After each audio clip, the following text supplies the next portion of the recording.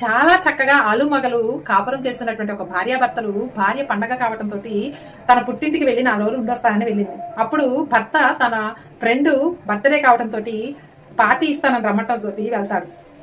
అలాగే 2వ రోజు 3వ రోజు కూడా వెళ్తాడు. 4వ రోజు నేను రేపటి నుంచి రాను అని చెప్తే, అదేంట్రా సడన్ గా ఈ మాట చెప్తున్నావు, ఏమైంది అంటే, రేపు నా భార్య పుట్టిన నుంచి వచ్చేస్తుంది, రేపు నుంచి నేను రాను అని చెప్తే, అప్పుడు ఆ 4 ఫ్రెండ్స్ కూడా నవ్వుతూ, అరే వీడి పెళ్ళానికి భయపడుతున్నాడు రా అని ఒకడు, ఇంకొకడు అరే వీడి పిరికివాడు రా అని ఇంకొకడు, 3వవాడు అరే వీడి చేతగాని వాడు రా, పెళ్ళని చెప్పిందే వింటాడు రా అని 3వవాడు అనుకుంటాడు.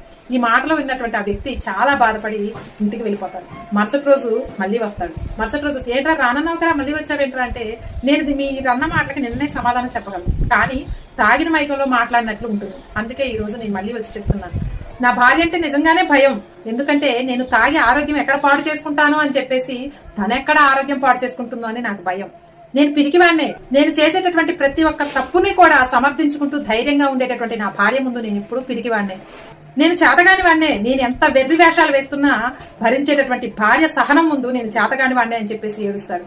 అప్పుడు ఈ మాటలన్నీ విన్నటువంటి తన ఫ్రెండ్స్ వాళ్ళు మాట్లాడినటువంటి మాటలకి చాలా సిగ్గుపడి బాధపడతారు. తనని క్షమించమని అడిగి భార్యని ఎలా గౌరవించాలో నిన్ను చూసి నేర్చుకుంటామని చెప్తారు.